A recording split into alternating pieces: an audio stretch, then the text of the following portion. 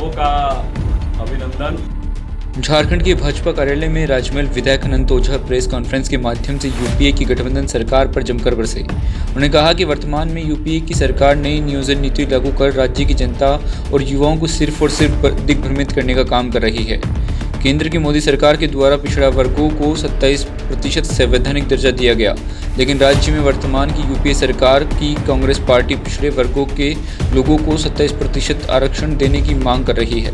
जबकि यूपीए की गठबंधन सरकार में उन्हीं के मंत्री और विधायक हैं, तो फिर कांग्रेस पार्टी झूठे ढकोसले दिखाकर जनता को दिग्भ्रमित करने का काम क्यों कर रही है। तो दूसरी तरफ रूपा तिर्की प्रकरण मामले में मारडा विधायक बंधु तिर्की का ऑडियो टेप सीबीआई के हाथ लगना एक जांच का विषय है कि आखिरकार उस ऑडियो टेप में कौन बोल रहा है, ताकि एक होनहार महिला पुलिस के परिजनों और आदिवासी समाज को ही नहीं बल्कि पूरे राज्य की जनता को न्याय मिलेगा।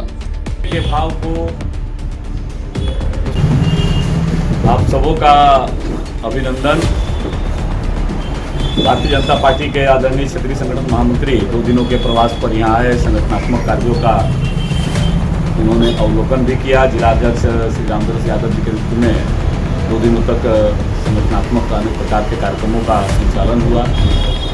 पूरे जिले भर में भारतीय जनता पार्टी के माननीय प्रधानमंत्री जी के जन्म जयंती 17 तारीख से लेकर के और 7 अक्टूबर तक ये 20 दिनों तक सेवा और समर्पण अभियान को लेकर के भारतीय जनता पार्टी के अनेक गतिविधियों का संचालन हो रहा है।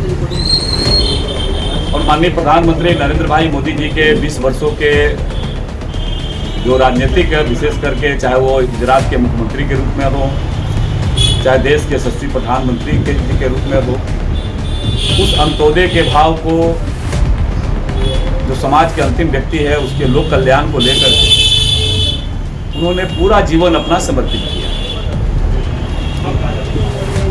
वर्तमान में झारखंड के जो यूपीए सरकार आज सत्तासीन है, इस यूपीए सरकार के द्वारा किस प्रकार का भ्रम का वातावरण बन रहा है, इसको राज्य की जनता देखी है।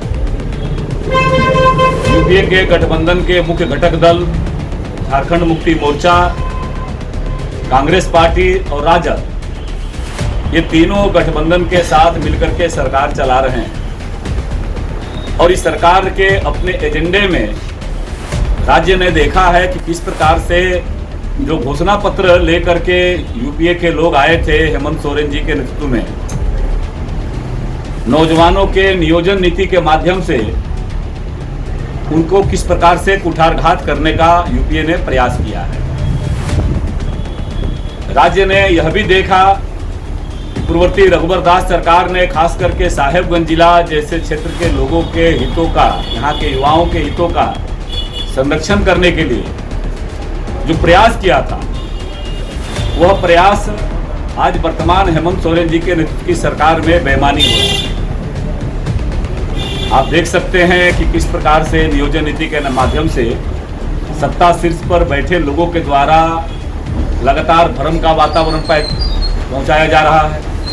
किस प्रकार से उर्दू को प्राथमिकता दे करके और भोजपुरी, अंगिका, मैथिली इस प्रकार की भाषाओं को बारे में करना और अपनी कारगुजारियों को छुपाने के लिए, क्योंकि यूपीए सरकार ने राज्य के नौजवानों से वादा करके आई थी कि हम प्रत्येक साल 5 लाख नौजवानों को रोजगार देंगे। विगत 20 माह के शासनकाल में इन्होंने एक भी रोजगार देने का काम नहीं किया।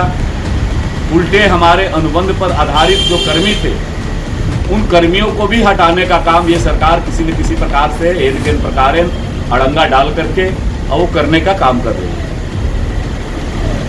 मुख्य रूप से जो आज का विषय है कि हमने देखा है कि यूपीए के घटक दल के प्रमुख राजनीतिक दल